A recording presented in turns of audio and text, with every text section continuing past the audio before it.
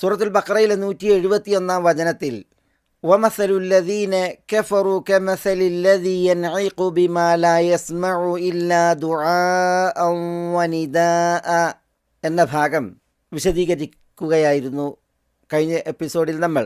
ഈ ഭാഗം സുന്ദരമായ ഒരു ഉപമയാണ് ഉൾക്കൊള്ളുന്നത്. ആ ഉപമയിൽ 2 ചിത്രീകരണങ്ങൾ, 2 വശങ്ങൾ ഉൾക്കൊള്ളുന്നതിനെയാണ് നമ്മൾ പറഞ്ഞു വച്ചത്. പ്രാമാണികരായ മുഫസ്സിറുകൾ ഈ ഒരു ഉപമയിലടങ്ങിയ ചിത്രീകരണങ്ങളെ അതിസുന്ദരമായി വിശദീകരിച്ചിട്ടുണ്ട്. അതിലടങ്ങിയ സാഹിത്യ ഭംഗി പ്രത്യേകം തഫ്സീറുകളിൽ പരാമർശിക്കുകയും ചെയ്തിട്ടുണ്ട്. ഇവിടെ ഈ ആയത്തിനെ വിശദീകരിക്കുന്നതിൽ വ്യാഖ്യാതാക്കൾക്ക് 2 രീതിയുണ്ട് എന്ന് അൽ ഫഖ്റുർ റാസി തഫ്സീറിൽ ഉണർത്തിയിട്ടുണ്ട്. അതിൽ ഒന്ന് തസ്ഹീഹുൽ മഅന ബിൽ ഇദ്മാരി ഫിൽ ആയ എന്നാണ്. ഈ ആയത്തിൽ വ്യംഗ്യമായ ആശയമുണ്ട്. ആ വ്യംഗ്യമായ ആശയത്തെ വ്യക്തമാക്കി അർത്ഥം ശരിപ്പെടുത്തുക, അതാണ് ഒരു രീതി. തസ്ഹീഹുൽ മഅന ബിൽ ഇദ്മാരി ഫിൽ ആയ, അതാണ് അദ്ദേഹത്തിൻ്റെ പ്രയോഗം. മറ്റൊരു രീതി ഇജ്റാഉൽ ആയ അലാ ബാഹിരിഹ മിൻ ഗൈരി ഇദ്മാരിൻ, വ്യംഗ്യമായ ഒരാശയത്തെ കൽപ്പിക്കാതെ വ്യക്തമായ നിലക്ക്, പ്രത്യക്ഷമായ നിലക്ക് ആയത്തിനെ വിശദീകരിക്കുക എന്നുള്ളതാണ്. വ്യംഗ്യമായ ആശയത്തെ അനുസ്മരിച്ച് ആയത്തിൻ്റെ അർത്ഥം ശരിപ്പെടുത്തുന്നതെങ്ങനെ?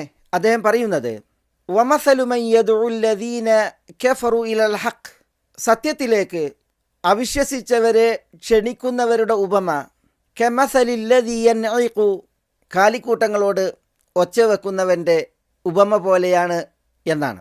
അത് പ്രകാരം ഫസാറന്നായിഖുല്ലദീ ഹുവർ റാഇ ബിമൻസിലത്തി ദാഇ ഇലൽ ഹഖ്, കാലികളോട് ഒച്ച വെക്കുന്ന, കാലികളെ വിളിക്കുന്ന, തെളിക്കുന്ന ഇടയൻ ആയിത്തീരും.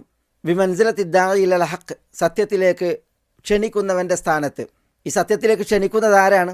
വഹുവർ റസൂലു സല്ലല്ലാഹു അലൈഹി വസല്ലം വസായിറു ദുആത്തി ഇലൽ ഹഖ്, റസൂലുള്ളാഹി സല്ലല്ലാഹു അലൈഹി വസല്ലമയും ഹക്കിലേക്ക് ക്ഷണിക്കുന്ന ഇതര പ്രബോധകന്മാരും. വസാറൽ കുഫാറു ബിമൻസിലത്തിൽ ഗനമിൽ മൻഊഖി ബിഹ, അവിശ്വാസികൾ വിളിക്കപ്പെടുന്ന, ഒച്ചവെക്കപ്പെടുന്ന ആടുകളുടെ സ്ഥാനത്തും ആയിത്തീരും. അപ്പോൾ ഇവിടെ നോക്കൂ നിങ്ങൾ, അല്ലാഹു സുബ്ഹാനഹു വതആല വമസലുല്ലദീന കഫറു കമസലില്ലദീ യൻഇഖു എന്ന് പറഞ്ഞിടത്ത് അവിശ്വസിച്ചവരെ ആടുമാട് ഒട്ടകങ്ങൾ ഉൾപ്പെടെയുള്ള കാലിക്കൂട്ടങ്ങളോട് ഉപമിച്ചു. അത് ഇവിടെ വ്യക്തമല്ല, വ്യംഗ്യമാണ്. കമസലില്ലദീ യൻഇഖു, ഒച്ച വെക്കുന്ന, വിളിക്കുന്ന, തെളിക്കുന്ന ആളെപ്പോലെ എന്ന് പറഞ്ഞു. ഒച്ച വെക്കുന്നവൻ, ബഹളമുണ്ടാക്കുന്നവൻ, അതുകൊണ്ട് ഉപമിച്ചത് ആരെയാണ്? അത് വ്യംഗ്യമാണ്, വ്യക്തമല്ല. അത് സത്യപ്രബോധകനാണ്, സന്മാർഗത്തിലേക്ക് ക്ഷണിക്കുന്നവനാണ്. അപ്പോൾ ഇവിടെ 2 ഉപമകൾ അല്ലെങ്കിൽ 2 ചിത്രീകരണങ്ങൾ ഈ ഒരു ഉപമയിൽ. അവിശ്വസിച്ചവരെ കാലിക്കൂട്ടങ്ങളോട് ഉപമിച്ചു, അവയെ തെളിക്കുന്ന, വിളിക്കുന്ന ഇടയന്മാരെ സന്മാർഗത്തിലേക്ക് ക്ഷണിക്കുന്ന പ്രബോധകരോടും ഉപമിച്ചു. വമസലുല്ലദീന കഫറു എന്നിടത്ത് ഉപമിച്ചവരെ പറഞ്ഞു. ആരോട് ഉപമിച്ചു? അതിനെ പറഞ്ഞില്ല. കമസലില്ലദീ യൻഇഖു എന്നിടത്ത് ഉപമിച്ചവരെ പറഞ്ഞില്ല, ആരോട് ഉപമിച്ചു എന്നതും പറഞ്ഞു. വമസലുല്ലദീന കഫറു എന്നിടത്ത് ഈ അവിശ്വസിച്ച ആളുകളെ കാലികളോട് ഉപമിച്ചപ്പോൾ ഏത് വിഷയത്തിലാണ് ആ ഉപമ? വജ്ഹു ഷിബ്ഹ് എന്ന് പറയും. അത് അന്നൽ ബഹീമത തസ്മഉൽ സൗത്ത് വല തഫഹമുൽ മുറാദ്, കാലികൾ ശബ്ദം കേൾക്കും, പക്ഷേ ഉദ്ദേശവും ലക്ഷ്യവും ഗ്രഹിക്കുകയില്ല. വഹൗലായിൽ കുഫാർ കാനു യസ്മഊന സൗത്തർ റസൂൽ സല്ലല്ലാഹു അലൈഹി വസല്ലം വ അൽഫാബഹു, ഈ അവിശ്വസിച്ചവർ റസൂൽ സല്ലല്ലാഹു അലൈഹി വസല്ലം തങ്ങളുടെ ശബ്ദം കേൾക്കുമായിരുന്നു, അവിടുത്തെ പദപ്രയോഗങ്ങളും. വമാകാനു യൻതഫിഊന ബിഹ വബിമആനിഹ, എന്നാൽ തിരുവചനങ്ങളുടെ പൊരുളുകൾ അറിയുകയോ അത് അവർക്ക് ഉപകരിക്കുകയോ ചെയ്യുമായിരുന്നില്ല എന്നുള്ളതാണ്. ഇതാണ് വ്യംഗ്യമായ ആശയത്തെ സങ്കല്പിച്ച് ആയത്തിൻ്റെ ആശയത്തെ, അർത്ഥത്തെ ശരിപ്പെടുത്തുന്ന ഒരു രീതി. മറ്റൊന്ന് വമസലുല്ലദീന കഫറു ഫി ദുആഇഹിം ആലിഹതിഹിം മിനൽ ഔസാൻ, അവിശ്വസിച്ചവരുടെ ഉപമ ഏത് വിഷയത്തിൽ? ബിംബങ്ങളിൽ നിന്നുള്ള അവരുടെ ആരാധ്യന്മാരോടുള്ള വിളിയിൽ.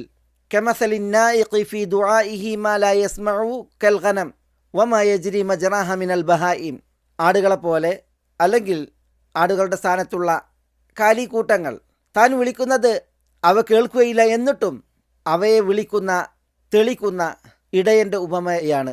അപ്പോൾ ഇവിടെ ബിംബങ്ങളാകുന്ന ആരാധ്യന്മാരെ വിളിക്കുന്ന വിഷയത്തിൽ അവിശ്വാസിയുടെ ഉപമ ആടുകൾ പോലുള്ള കാലിക്കൂട്ടങ്ങളെ വിളിക്കുന്ന വിഷയത്തിലുള്ള ഇടയൻ്റെ ഉപമ പോലെയാണ്.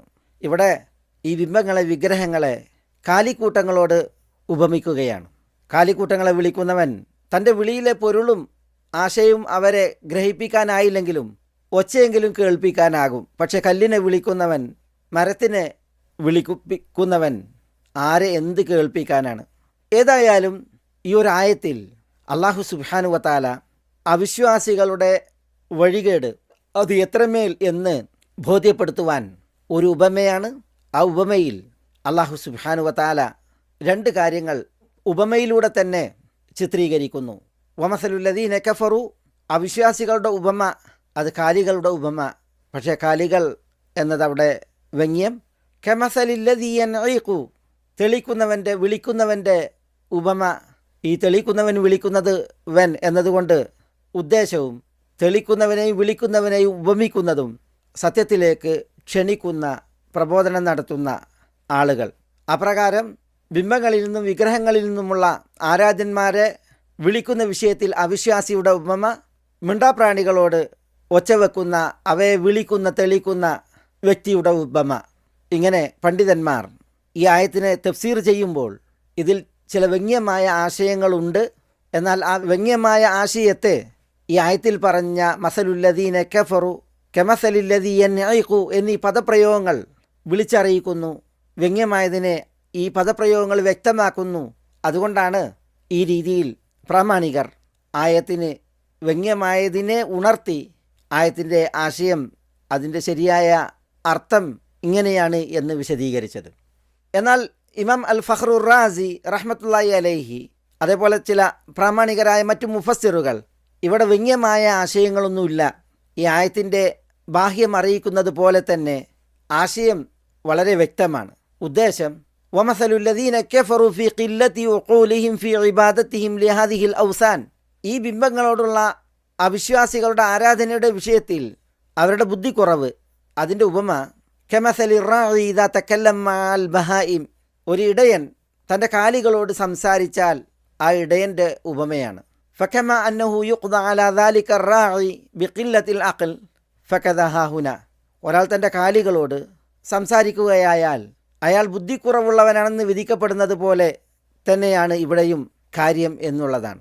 ഇവിടെ ഈ ഒരു ഉപമ രണ്ട് നിലക്ക് നമ്മൾ മുഖവിലക്കെടുത്താലും അന്ധമായ അനുകരണത്തിലൂടെ പൂർവികരെയും കാക്കകാരണവന്മാരെയും പിതാക്കന്മാരെയും അനുകരിച്ചുകൊണ്ടുള്ളതായ ഈ ഒരു ഗമനം അത് തീർത്തും നിന്ദ്യമായ, നിസ്സാരമായ ഒരവസ്ഥയാണ് എന്ന് ബോധ്യപ്പെടുത്തലാണ് ഈ ഒരു ഉപമ കൊണ്ട് ഉദ്ദേശിക്കുന്നത്.